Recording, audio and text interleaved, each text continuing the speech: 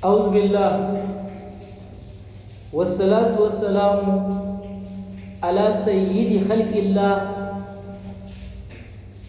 ومصطفاهم محمد بن عبد الله وعلى آله الهداة المهديين ومن تمسك بهم من الصحابة والأمة أجمعين إلى يوم الدين. إنما الأعمال بالنيات وإنما لكل امرئ ما نوى. الموعظة الحسنة من كلام الشيخ عبد القادر الجيلاني غوث الله الأعظم. الموعظة 29. قال الشيخ رضي الله تعالى عنه: يا غلام قدم الآخرة على الدنيا. شو عبد القادر غوث الله الأعظم yana cewa ya kai muridi, qaddim al-akhirata ala dunya. Ina ma nasiha a duk cikin ayyukanka da al'amuranka kake dinga gabatar da lahira akan duniya, ka dinga fifita makomarka akan wajen rayuwarka a yanzu. Duk abin da za ka yi ma'ana ka nufi zatin Ubangiji subhanahu wa ta'ala. Ubangiji subhanahu wa ta'ala yana ce mana wa tazawwadu, ku yi guzuri. Ina za a yi guzurin? Ina za a yi wa guzurin? Lahira. Amma sai ce fa inna khairaz zadi at-taqwa. Fiyayyen abin da za ka yi guzurinsa don zuwa lahira shine ka ji tsoron Allah cikin dukkan abin da za ka yi. Ashe ka ke tuna duk abin da za ka yi akwai ko wata rana al-yawmul akhirah, yawma yaqumu an-nasu li rabbil alamin. An gane? To duk abin da za ka yi ka dinga daga lahirarka akan duniyarka. Shugaba sallallahu alaihi wasallama yana cewa wa abudullaha ka'annaka tamutu gadan. Ka bauta wa Ubangiji kamar gobe za ka mutu. An gane?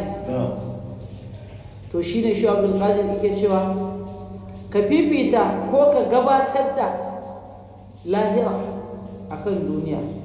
Fa innaka tarbahuma jami'a. Idan ka fifita lahira akan duniya to za ka samu ribar lahira kuma ka samu ribar duniya. Duk yayin da ka daga lahirarka akan duniyarka to insha Allah subhanahu wa ta'ala ba za ka rafkana gaburan duniyar taka ba. Ita lahirar taka a cikin aikin da kake yi don ita to akwai inganta duniyar. wa idza qaddamta ad-dunya ala al-akhirah kasartahuma jami'an. Amma baka sani duk lokacin da kake fifita abinda zaka samu na duniya, wani kyale-kyale, wata ɗaukaka, wani matsayi ko kuɗi da kake tunanin za ka samu a duniya, to ka sani iya amfaninsu duniyar ne ba, in ma sun ma amfanin a duniya, saboda za ka iya samun duk abin da ka samu ya zamto kuma ya ƙare a duniyar, kana ji kana gani ba yadda za ka yi, kuma kai baka je ka gina lahirarka ba. ɗan jin daɗin da za ka yi kaɗan ne. Ubangiji yana cewa wala taghurrannakum alhayatud dunya wala yaghurrannakum billahi al-gharur. Kada ku bari rayuwar wannan duniya ta ruɗe ku manta Allah, ku manta ranar sakamako, ku dinga yin abin da ba shi kenan ba. Kana fifita duniyarka akan lahira, to ka sani kayi asarar lahira kuma kayi asarar duniya, dan dai ita duniya ba matabbata bace. Wa inna daral akhirati lahiyal hayawan ko hiya darul qarar. Rayuwar lahira ita ce rayuwa ta tabbata, rayuwar lahira ita ce rayuwa. Kai da tun kafin ka zo an baka labarin da su wane ne, wane aka yi zamaninsa daga wane sai wane, yau ba su wanda ake baka labarin nasu, kuma kana ji kana gani a san da kake rayuwar wane ma ya zo shi har ya gama cin tasa kasuwar ya tafi. Kai ma haka ne ai. Idan kuɗi ne da a unguwarku wani ake faɗa, yanzu ya kwanta dama wani ake faɗa. Idan ɗaukaka ce, idan matsayi ne, idan wane ne, duk ga su nan ka dinga kallon haka. Baka je ka gina lahirarka ba, kuma ita duniyar ba matabbata ba ce. Kaga ashe ka yi ne asarar duniyar da lahirar baki ɗaya. Amma idan ka gina lahirarka, to a cikin gina lahirar kuma akwai gina duniyarka. Fakasartahuma jami'an, yayin da ka fifita duniya akan lahira, ka kuma yi asarar su baki daya, uqubatan laka, to wannan zai zauto uquba ce, azaba ce a gare ka. Haka shi Abdul Qadir ki faɗa, ma'ana azaba a gare ka idan a duniyar abin da ka mai da hankali da shi a kansa ya ƙare, raɗaɗin wannan abun, da na sanin dama na sani abu ka gane da na samu dama, dama na sani ban tsaya na daga tawana ba, dama na sani ban tsaya, ai wannan zafi ne, ciwo ne zai dinka damunka a zuciyarka. Kaga hukuma kenan, ka zo kana da ta sani, to kuma idan ka je lahira kuma sai ya zamto ba ka da komai, ka zamto cikin azhabtum tayyibatukum fi hayatikum dunya. An gane? Allah ya tsare mu dan annabi alaihi salatu wassalam. Amma alladhi laulahu ma kana al-wujud bi asri wa wujuda, alladhi khasastahu سلب الكريم بها وحي مولا. اللهم صل وسلم وبارك عليه. نفحة الباري في شرح كتاب موعد الكبري المجلس 29، مجلسين 29. بسم الله والصلاة والسلام على رسول الله محمد خير خلق الله. ولم يعبد منه قومه حتى عاب آلهتهم. shugaba sallallahu alaihi wasallam mutanen makka walam yab'ud minhu, basu nisata gaburansa ba, basu cewa bai cancanta su zauna da shi ba, basu cewa ba sa son ya dinga zuwa inda suke ba, hatta aba alihatahum, har sai da yake aibata allolin nan nasu ko ababen bautan nan nasu. Ubangiji subhanahu wata'ala ya saukarwa da shugaba sallallahu alaihi wasallama ayoyi waɗanda suke laifanta gumaka. To da manzon Allah sallallahu alaihi wasallama yake karanta waɗannan ayoyin, sai suka ga cewa to abin na shugaban halitta sallallahu alaihi wasallama kuma ya fa fara kaiwa gaya. bai ma tsaya daga jan mutanen da ike ba har sai kuma yana laifanta ababen bautarsu. To a sannan sai suka fara nisata gaburan manzan Allah alaihi salatu wassalam. warawa annahu lamma zakara annabi sallallahu alaihi wasallama alihatahum wa abahum wa mana'a an-nasa an ibadatiha فعجمعوا أمرهم على خلافه وعداوته وعزائه. أرويتا cewa yayin da shugaba sallallahu alaihi wasallama ya fara faɗar allolinsu su lata su uzza da sauransu, yana laifanta su yana cewa bai cancanta su rike su a matsayin alloli ba wani abu da za su yi musu, ba za su iya amfana kansu ba, ballantana su amfanar da wanda yake bauta musu, ba za su iya kare wa kansu cutarwa ba, ballantana su kare wa wanda yake bauta musu. To yayin da ifara faɗansu yana faɗan cewa ba su da wani amfani, yana kuma aibata su, wa mana'an nasa an ibadatiha, yana hana mutane da cewa ku daina bautawa waɗannan ababen bautar da su kuffaru makkata ko mushriki makkata suke bautawa. Ga ubangijin da ya cancanta ku bautawa, ubangiji makaɗaici madayanci, mai jin kukan bayi, mai sharewa bayi hawaye, mai karewa bayi cutuwa da sadar da alkhairi da amfani zuwa gare su. Shi ya kamata ku bautawa, wanda ike halitta ba a halittarsa, wanda ike ciyarwa ba a ciyar da shi, wanda ike kare ba mai kare shi. yujiru wala yujaru alai, shi cancanta ai ku bautawa.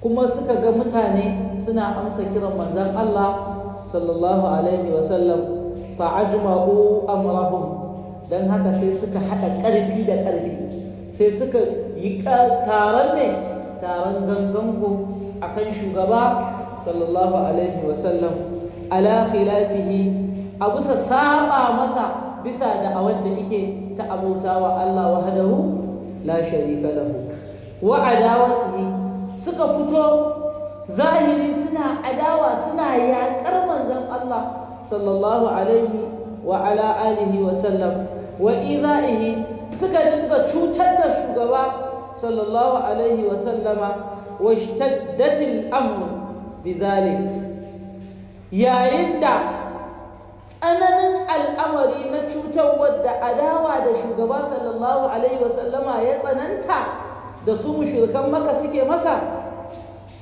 wahadaba alayhi ammahu Abu Talib, to babbansa Abu Talib sai ya kare shi, ya bashi kariya, ya zamto ya tsaya masa, ya yi mai garkuwa daga gare su, wa mana'ahum minhu. Abu Talib sai ya fara kare wa manzon Allah sallallahu alaihi wasallama wannan cutarwar da su mushriki Makkata suke masa. Suka zo suka ce ya ba su shi, su gama da shi, tunda mu da kai ga baki daya duk abu kaza muke bautawa, kuma kana ji yana laifanta waɗannan ababen bautar tamu, yana hana mutane bin su. Kai ma idan muka gama da shi mun taimake ka a wajen abin bautanka, don haka ka ba mu wannan ɗana ka ɗan uwanka Muhammadu, za mu ba ka ɗan da za ka dinga kulawa da shi, ya ma duk abin da Muhammadu yake ma. Abu Talib sai iga ai wannan ma sun wawantar da hankalinsa, ya ba su nasa su kashe, su kuma su ba shi nasu ya raya musu. Gwari kenan. sai ice a'a, wa aqama dunahu, ya koma bayan manzon Allah sallallahu alaihi wasallama, ya tsaya kai da fata kan gijikan ƙarfi, kawai annabi yake ba kariya, ya fito zahiri yana cewa fa wallahi lan yasilu ilaika hatta uwassadu baina turab. Ya Muhammad sallallahu alaihi wasallam, ka sani wallahi ba zan bari su zo su cutar da kai ko su ma abin da suke so su ma na izaya ba, hatta uwassadu baina turab, har sai in mutuwa ne aka tona kasa aka sa ni a ciki.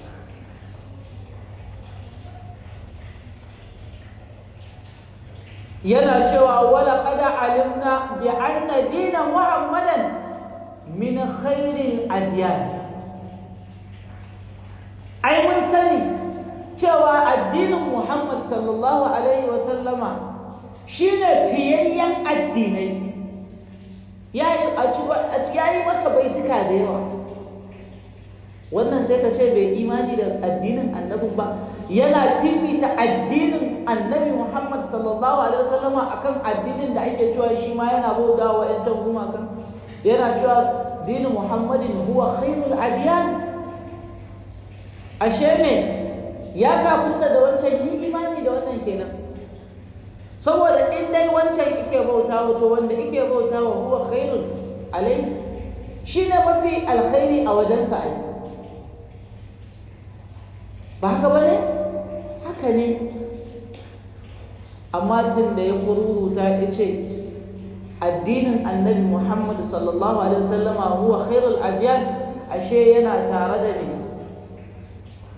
addinin manzon Allah sallallahu alaihi wasallama. Aqama dunahu wa zahara min ba'dihim al-adawata. Da ganin haka sai adawa ta bayyana daga shashinsu su waɗannan mushrikan Makka din, ka Abi Lahabin, kaman Abu Lahab, wanda ɗan uwan mahaifin manzon Allah ne sallallahu alaihi wasallam. Wasu malaman suna cewa shi ma Abu Lahab shaƙiƙin Abdullahi ne, uwansu ɗaya ubansu ɗaya da Abdullahi, ya girma mahaifin manzon Allah sallallahu alaihi wasallam. Wasu kuma suna a'a, uba dai suka hada. Walid bin al-Mughira, Abu Lahab ya fito da kiyayyansa da gabansa da cutanwansa ƙiri-ƙiri ga annabi Muhammad sallallahu alaihi wasallam, ƙiri-ƙiri. Gida ɗaya fa suke shiga, idan annabi sun shiga ta kofa ɗaya suke shiga. Abu Lahab ya nan, manzon Allah ya nan, amma a haka yake cutar da shi, kuma ɗan uwansa ne, wanda a lokacin da aka haifi shugaba sallallahu alaihi wasallam haƙƙenta Suwaibatul Aslami yayi, wacce ita ake cewa Atiqa ko Atiqa. To da Walidu ibn al-Mughira shi ma ya bayyanar da adawarsa kirikiri ga shugaba sallallahu alaihi wasallam da cutarwarsa gare shi. Wa Uqbata bin Abi Mu'ayd, da Uqbatu dan Abi Mu'ayd, wa Utbata bin Rabi'a, da Utba dan Rabi'a. Wannan Utbatu din shine mahaifin Hindu, matar Abu Sufyan, mahaifiyar Muawiyah dan Abi Sufyan, kakar Yazidu, wa'anda suka kashe dangin Annabi Muhammad sallallahu alaihi wasallam, zuri'ar manzon Allah sallallahu alaihi wasallam, kuma sun shiga musulunci ne qaharan. Suna cikin waɗanda Ubangiji yake cewa wannan ayar sun shiga ne, ya take a cikin ayar zakka ce da ake bayarwa ne. Wal mu'allafati qulubuhum ko wal mu'allafati qulubihim wa fi riqabi wal gharibin wa fi sabilillah. suna cikin waɗanda suna yin addini ne don me don ɗan abin da ake basu, don kuɗi suke yin addinin nasu su. An gane? Ba wai don Allah siffan suke addinin ba. To wannan Utubatu bin Rabi'a din shine mahaifinta, wanda da shine ma shugaban Makka din bayan ya rasu, kuma wanda na kyauta da tan Imam Ali ne ya kashe shi. Shi Abu Sufyan mijinta sai ya mai gurbinsa da Shaiba ibn Rabi'a dan uwan shi Utuban ne. Wa kana sallallahu alaihi wa sallama yatufu ala an-nas fi manazilihim wa yaqul, shugaba sallallahu alaihi wa sallama ya kasance yana kai kawo, yana zuwa yana bin mutane fi manazilihim gida-gida, wa yaqul, yana cewa ayyuhan nas, ya ku mutane, inna allaha ya'murukum an ta'buduhu wa la tushriku bihi shay'a. Ubangiji ya umarce ku bauta masa shi kadai, kada ku tara bauta da waninsa. Wa Abu Lahabin wara'ahu, sadda shugaba sallallahu alaihi wasallama yake bin mutane gida-gida yana musu kallon musulunci, Abu Lahab yana binsa, dan uwan mahaifinsa fa yana binsa a baya, waya kuli yana cewa ya ayyuhan nas, ya ku mutane, inna hadha ya'murukum an tatruku dina aba'akum. Wannan fa da kuke gani dan wannan nawa kawai dai so yake ku butulcewa, ku kafircewa addinin iyayenku, kan ku yarda da abin da yake gaya muku. To a wannan halin da shugaba sallallahu alaihi wasallama ya kasance ya tufu ala nasi fi manazilihim, yana kaiwa da komowa izuwa gidajen mutane, yana bin su ɗaya bayan ɗaya. Ina Umar bin al-Khattab ana? An ce Umar ɗan Khattab yana bin sa? Ba a faɗa mana ba a lokacin ma bai musulunta ba. To kuma sai a ce da'awar shugaba sallallahu alaihi wasallama ta kasance makhafiya har sai bayan da Umar shiga ya karfafa musulunci. Ga aikin manzon Allah sallallahu alaihi wasallama kawai shine kaman sha'anin da 'yan siyasa suke, shine abin da za mu faɗa mutane su gane. Dama jam'iyyar ku akwai ta, kuna da jama'an ku, an kafa ta. Yayin da ka fito wani ɗan siyasar na wata jam'iyyar ya shigo cikin jam'iyyarka, kawai sai ku ƙara samun karsashi. Kamar haka ne Umar ya shiga musulunci, mutane sun yi munna saboda cewa shi ma kamar babba ne, kuma ana cewa sadauki ne, jarumi ne, kuma yana da wata rana da zai. An fahimta? Kawai kamar haka ne. Amma manzon Allah da kansa ya ɗauki gaba, kamar da Ubangiji ya masa umarni, fasda bima tu'mar, ka iya da abin da aka umarce ka kawai. Wallahu ya asmuka minan nas, mun tsare ka. Ai ga Abu Lahab din zai iya kama annabin ya mai abin da yake so, saboda yana da me wannan a kansa, yana da wata sulɗa misali a kansa. Amma saboda kiyayewar Ubangijin, shugaba yana tafiya gida-gida yana ciwo mutane tallan musulunci, amma kawai sai dai ya bi shi a baya yana cewa a aka ku yi, yana so ku ba addinin iyayenku ne, wanda kuma za ka ce da Imamu Ali ake wannan da'awas a wannan lokacin. Shi ike bin manzon Allah sallallahu alaihi wasallam, amma an juya abun ra'asan ala aqib, gurbin kai ya koma gurbin kafa ya koma gurbin kai. An gane? Kai ya dawo ƙasa, kafa ta koma sama.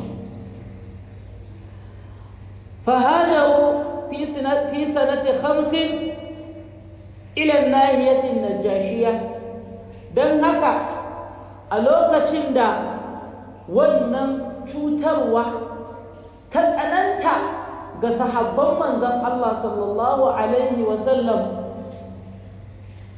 to sai ya kasance shugaba sallallahu alaihi wasallam sai ya samu labari cewa akwai wani sarki a Habasha wanda ake kiransa Najashi. Ya sunansa wanda yake na gaskiya?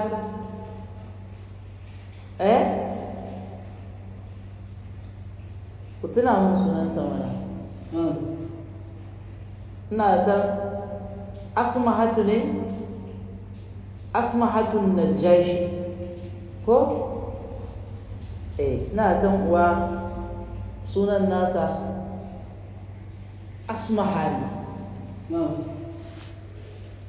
To dai ala ayi hal shugaba sallallahu alaihi wasallam sai ya kasance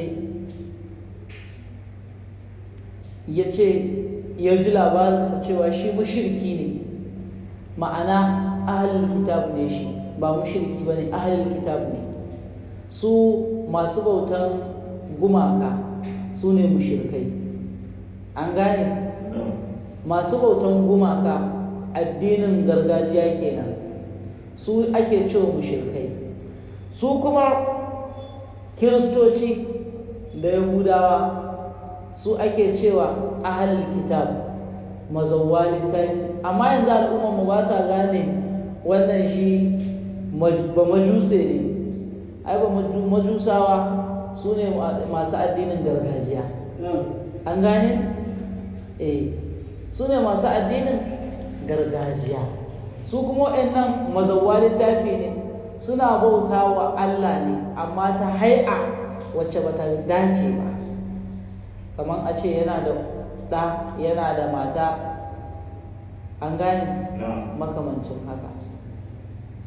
To don haka shugaba sallallahu alaihi wasallam da ya ji haka sai ya umarci sahabbansa da cewa su tafi zuwa ita Habasha.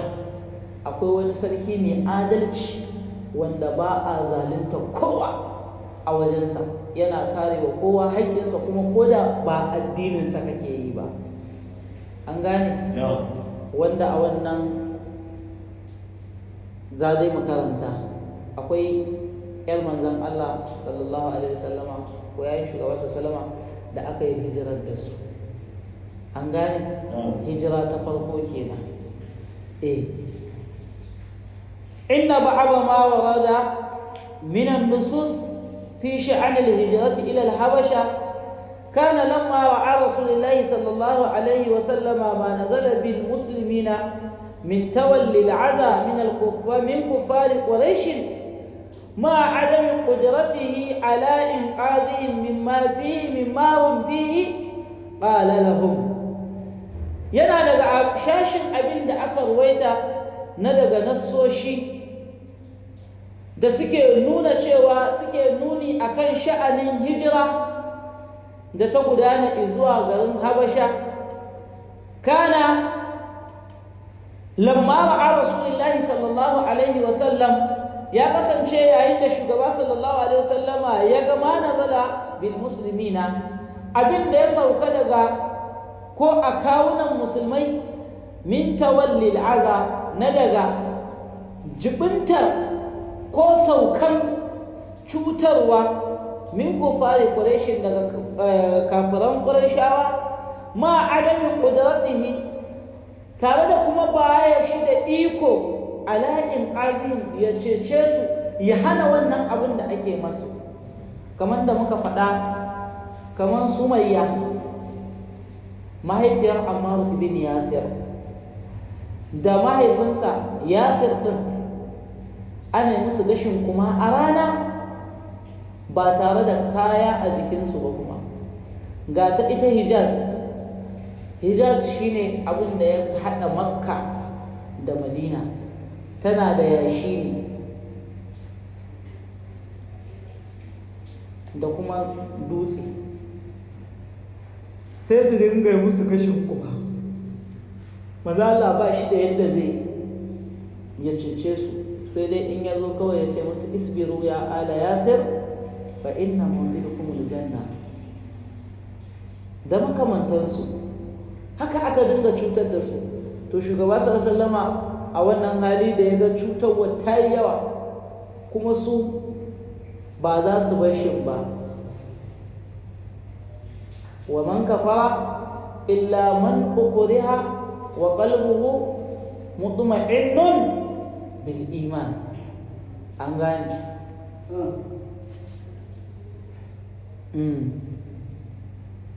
Shugaba sallama sai ike ce musu ba shi da yadda zai cece su. Law kharajtum ila arbil habashiyya ila arbil habasha fa inna biha malakan la yazlimu ahadan indahu wa hiya arbi sidqin yaj'alu Allahu lakum farjan mimma antum fihi. Shugaba in ne mushawarar sahabbai da cewa za ku fita zuwa ƙasar Habasha wanda ita ce Ethiopia a yanzu, ita ce Ethiopia, kuma mu Hausawa an ce asalin Hausa daga Habasha ne. Hausa,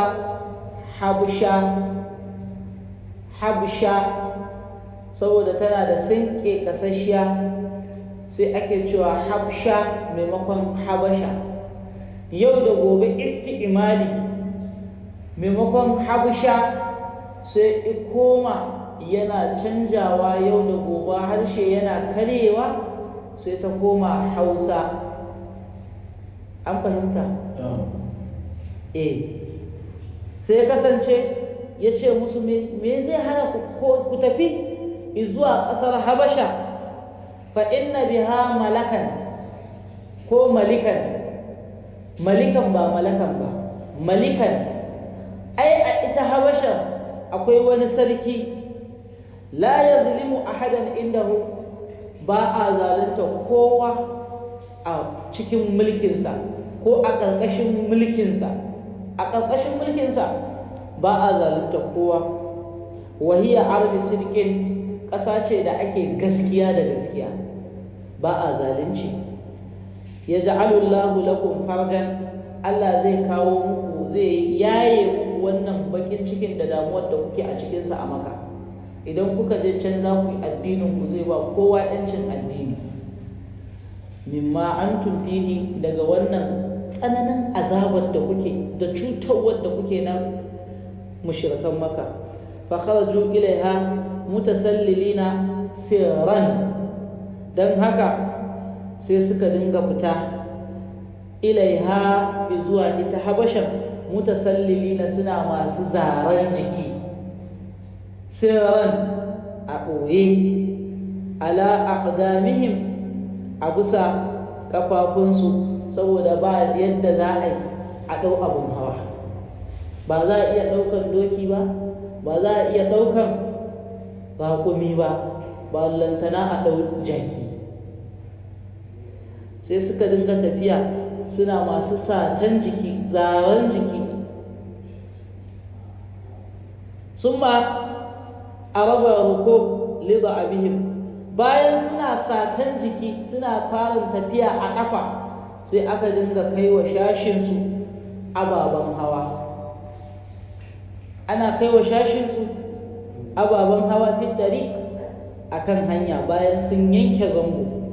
Wa zalika makhafata man'il mushrikina lahum firaran bidinihim ila rabbihim, wa kana zalika fi shahri rajab sanati 5 min al-bi'sa. Aka dinga kai musu ababen hawa a hanya ana raskansu saboda tsoron kada mushrikan Makka su hana su zuwa tafiya Habasha din. Firaran bidinihim, don su guje da addininsu, ila rabbihim, zuwa inda za su sami ‘yancin bautar Ubangijinsu. Wa kana zalika, hakan kwa ya kasance fi shahri rajab a watan rajab sanati 5 min al-bi'sa shekara 5 ko shekara ta 5 daga aiko shugaba sallallahu alaihi wasallam, wanda adadin waɗanda suka fara yin hijira ta farko a bisa saɓanin malaman sira, adadinsu waɗanda suka tafi zuwa habasha ya kai ana cewa maza guda 10 da mata 4. A wata maganan kuma ana cewa maza sun kai 10 ko 14 da mata 5 in ka cire ummu aimana alhabashiya. Maza 10 kai, mata 4 ko a ce mata 5 in ka cire ummu aimana wacce ita dama asalin yar garin ce, sai zamto ita ba hijira ta yi ba, komawa ta yi garin ta kenan. An gane? Wasu kuma suka ce a'a sun kai 16 maza 16 wasa mani niswa da mata 8. An fahimta? Wasu kuma suka ce a'a 15 rajulan ne wasa ba'ati niswatun, maza 15 ne da mata 7. Sunayensu shine na daga su mazan kenan: Usman bin Affan wa Utbata bin Rabi'a wa Zubair bin al-Awwam wa Mus'ab bin Umair wa Salama bin Abi Salma wa Abdurrahman bin Auf wa Abu Salamata bin Abdul Asad wa Usman bin Mas'un, shine mijin wannan da ta mutu manzon Allah sallallahu alaihi wasallama ya aure ta, na tan ita ce Sauda. Wa Amir bin Rabi'a wa Abu Sabra ibn Abi Rahim zawji Ummu Kulsum, matar yar Annabi Muhammad sallallahu alaihi wasallam. Wa Abu Khatib bin Amr bin Abd Shams wa Suhayl bin Wahab bin Abi Rabi'a wa Salid bin Amr wa Amr bin Sa'id wa Abdullah bin Mas'ud wa qila kana fi thaniya. Amma shi Abdullah bin Mas'ud an ce a'a, shi hijirar yana cikin 'yan hijira ta biyu ne, baya cikin 'yan hijirar farko. Sunayen kuwa al-muhajirati fil hijratil ula minan nisa, waɗanda suka yi hijira ta farko a cikin mata, ta farkon su as-sayyida Ruqayyah bint Rasulillah sallallahu alaihi wa sallam, na Ruqayyah ɗan manzon Allah sallallahu alaihi wa sallama, ita ce matar wa Uthman bin Affan. Da Ummu Kulsum haka ne, wa Sayyida Baraka al-Habashiyya jariyat Rasulillah sallallahu alaihi wa sallama. Sayyida Barakatul Habashiyya mun gabata a cikin karatu, kuyangan manzon Allah ce. Wace ce ita, a yaushe ya gaje ta, kuma abun wa ya same ta? Ya same ta ne a wajen mahaifinsa ai. An gane? Don haka da ita aka yi wannan hijira. Da Sahalatu binti Suhailin bin Amir, ita ce wannan da a karatun Hallil Masail muka ba da labarinsu. An gane? Hadisin 5 raba'atin ma'alumatin dinnan yuharinna, shi hadisin yana cikin babu raba'atin kabir, shine abin da ba riskar ba a cikin ita muwadda. Babun da za a samu wannan hadisin da na yi magana a kai na raba'atin kabir yana cikin, ko hadisin a inda za a same shi yana cikin babu raba'atin kabir. Haka Imamu Malik ya yi masa babi. an gane? To ita ce wannan da aka yi wannan waƙi'ar da ita wai ta je ta tambayi manzon Allah sallallahu alaihi wasallama mai neman sanin me ya faru ya nemi halil masail. Karatun halil masail ina da tan zama na 19 ne ko? Zama na 19 zai ji bayanin da muka yi akan ita wannan khamsu ma'lumatin yuharimna khamsu raba'atin kai ma'lumatin yuharimna na raba'atil kabira. To da ita wa umma kulthum bint suhayl wa zaratu binti abi salama ko doratu binti abi salama da laila binti abi binti abi hasmata bin khuza'ata da kuma ummu salama hindu binti abi umayya zaujata abdullahi bin abdul asad. Ita ummu salama ita ce ita ma wacce shugaba sallallahu alaihi wasallam ya aure ta, an gane? warwar bukhari fi sahihihi أنه صلى الله عليه وسلم قرأ سورة النجم وسجد مع المسلمون والمشركون والإنس والجن لما سمع بذلك من في الحبشة من أصحاب رسول الله صلى الله عليه وسلم قدم نفر منهم لظنهم أن أهل مكة قد أسلموا كلهم وصلوا مع النبي صلى الله عليه وسلم وقد آمن المسلمون بمكة وقد أمن المسلمون بمكة فأقبلوا سراعا من الحبشة. Bukhari ya goyita a cikin sahihinsa cewa shugaba sallallahu alaihi wasallam yayin da ya karanta suratul najm wasajada ma'ahu almuslimuna, musulmai sai suka yi sujjada tare da manzon Allah sallallahu alaihi wasallam lokacin da yake karanta wa'annan ayoyi afara'aytumul lata wal uzza wa manata salisata al ukhra alakumuz zakar wa lahul unsa. To wai yayin da yake karanta wannan ayoyi amma ba alakumuz zakar wa lahul unsa din, alqadi iyad ya kawo wannan kissa, wannan hadisin shi ma ya kawo shi cikin kitabun shifa. Wai lokacin da shugaba sallallahu alaihi wasallama yake karanta afara'aytumul lata wal uzza wa manata salisatal ukhra, wai sai yake cewa tilkal gharani qulqula wa inna shafa'atuha la turtaja. tilkal gharani qulqula wa inna shafa'ataha wa inna shafa'atuha la turtaja.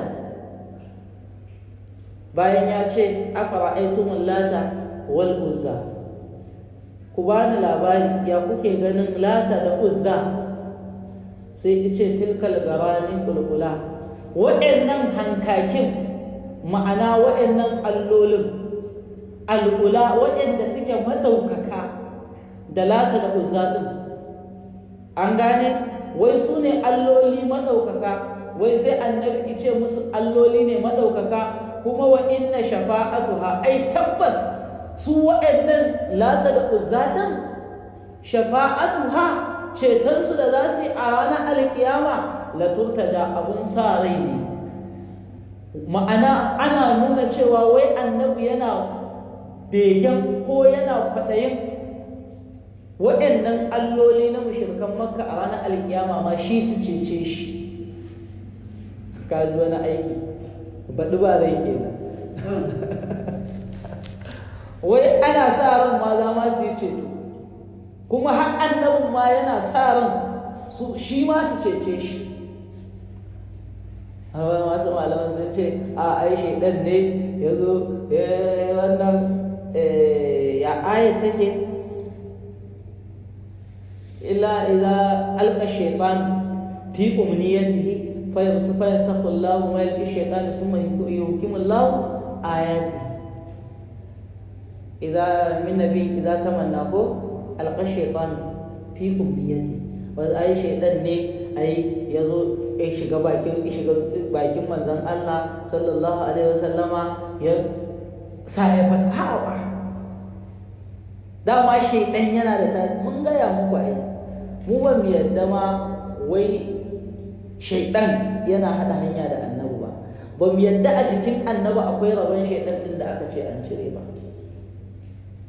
an fahimta ga Umar ibn al-Khattab shi in ya taho hanya annabi ya ce wallahi ma salaka Umar fajjan wa salaka shaytanu fajjan illa salaka fajjan ghayra fajjika ko ma salakta fajjan ya Umar wasalaka shaytanu fajjan illa salaka fajjan ghayra fajjaka ba za ka taba bin hanya ba ya Umar shaytan ma ya biyo wannan hanyar face ya canja hanyar da ba ita ka biyo ba sai annabi Muhammadu sallallahu alaihi wasallama hawai a ce wai shaytan ne ya bin muryar manzon Allah sallallahu alaihi wasallama ko ya tasiri akan harshen annabi ya furta wannan zancen wannan fa yana nuna annabi ya kafirta in dai ya furta wannan zantuttuka in dai ya ce tilkal garani kulkula dinnan wa inna shafa'atu halatu mutaja ai kalma ce ta kafirci to dama zai kafirci ne ya kamata su kafa masa hujja da cewa ai kai ma ka taba ko da na sakan ɗaya ne wasu malaman sai suka ce ai shedan ne ko iblis ne yayi murya irin ta murya annabi Muhammadu sallallahu alaihi wasallam bayan annabi ya gama kare wannan karatu nasa ya je afara'aytum allata wal uzza wa manata was-salisata al-ukhra to sai shaytan sai ko iblis sai murya irin muryar manzon Allah sallallahu alaihi wasallam sai shi shaytanin sai ki faɗi wannan tilkar garanin qulqula wa inna shafa'atu halatu tajadum su mushrikai sai suka ji annabi ne ya faɗa bayan ba annabi ne ya faɗa ba to shi ma wannan din idan haka ne ai da a ce shaidan ko iblis zai iya kwaikwayon muryar annabi to yaushe za a gane na annabi da gaba na annabi ba mazala dai Bukhari ya rawaito ya ce inna shaytana la yatamathalu bi ko la yatazayyani shaytan baya kamanceceniya da ni ba kuma zai taba kamanceceniya da ni ba Bukhari ne ya rawaito kuma shi ya rawaito wannan wanne za a dauka kenan inna shaytana la yatamathalu bi ko kuwa a'a shaytan din ya furta a kamannin murya annabi wasu malaman sai suka ce ai duk ba ma haka akai ba su mushrikan ne bayan annabi ya je nan a zancensa sai suka ji uwa a kunnensu annabi ya faɗi wannan kalma wasu malaman suka ce ai ba haka akai ba suna sa rai ne annabi ya zo da wani abu ne ya banguma kansu a baya bayan ya ce afara'aytum allata wal uzza wa manata as-salisata al-ukhra sai suka yi burin da ma zai faɗi wani abu na kuma yabon gumakansu alƙadi ya kawo waɗannan a cikin kitabun shifa kuma ya arkarkace wannan shubhas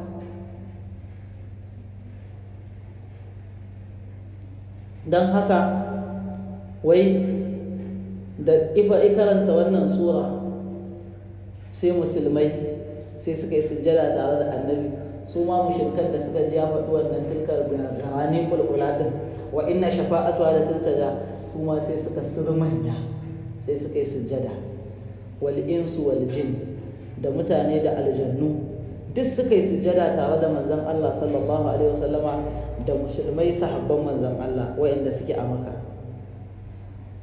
Walamma sami'a bidhalika man fil habasha, yayin da sahabban da suka yi wannan hijira ta farko suka ji wannan labarin annabi fa ya karanta waɗannan ayoyi, wai haka wani ma abu da ya faru, wallahi inda jikin mu kunne ne ba za mu yadda ba.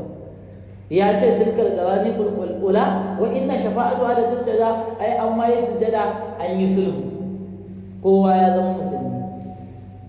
Yayin da suka ji wannan labari, su sahabban da suke Habasha min ashabi rasulillahi sallallahu alaihi wasallam, daga sahabban manzon Allah sallallahu alaihi wasallam, qadima nafarun minhum, sai wasu jama'a daga cikin su suka taho zuwa Makka, suka zo Makka lidhannihim, saboda zatansu anna ahla makkata qad aslamu kulluhum, saboda cewa duk yan Makka sun musulunta.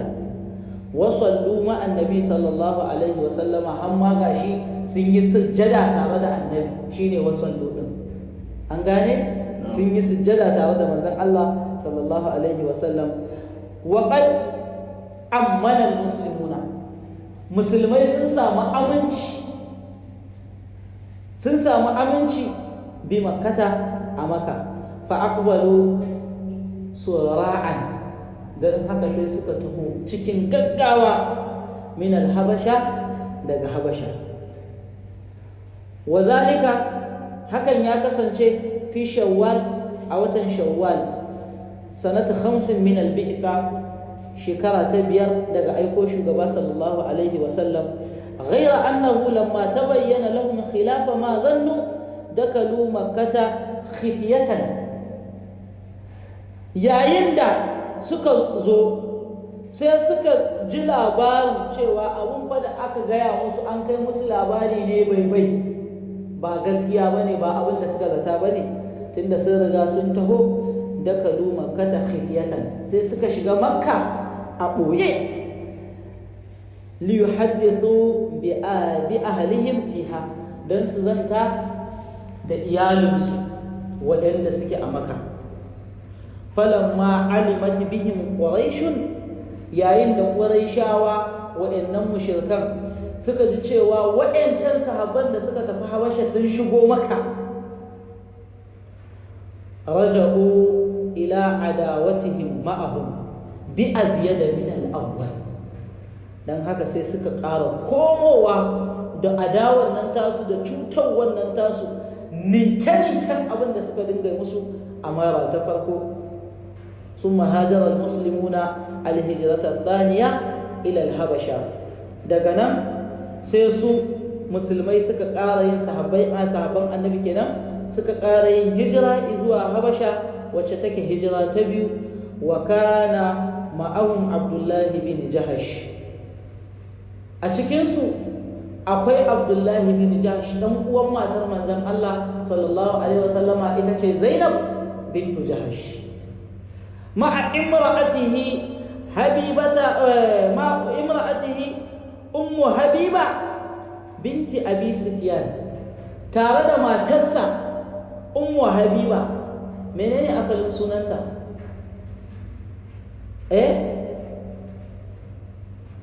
Menene asalin sunanta? Ramla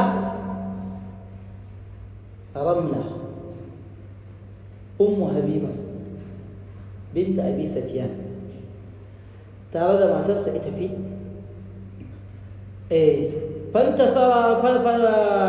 fatanassara hunaka, shi Abdullahi bin Jahash, an gane, da ya tafi yayi hijira zuwa Habasha a wannan hijira ta biyu, to da ya je can sai kuma rashin rabo a wannan hali sai ya kama shi, sai ya zama nasara, sai ya koma addinin kiristanci, bayan da ya musulunta yana tare da manzon Allah sallallahu alaihi wasallama, an gane. Fatanassara hunaka, summa mata, sannan sai ya mutu ala dinin nasaraniya, a bisa addinin nasaranci. Wa tazawwaja rasulullahi sallallahu alaihi wasallama ummu Habibata بنت أبي سفيان سنة 7 من الهجرة وهي بالحبشة. sai shugaba sallallahu alaihi wasallam ya auri ita ummu habiba din yar abu sufyan a shekara ta 7 daga hijira a halin tana ina tana habasha wanda ya yi wannan walici na shugaba sallallahu alaihi wasallama shine wannan sarki asmahatun najashi shi ya walicin auren manzan Allah sallallahu alaihi wasallam wanda kuma ma shine ya ba wa manzan Allah sallallahu alaihi wasallama ya biya masa sadakin wannan aure. An fahimta? Shi wa annabi walici kuma shi ya biya wa annabi sadakin auren ita ummu habiba.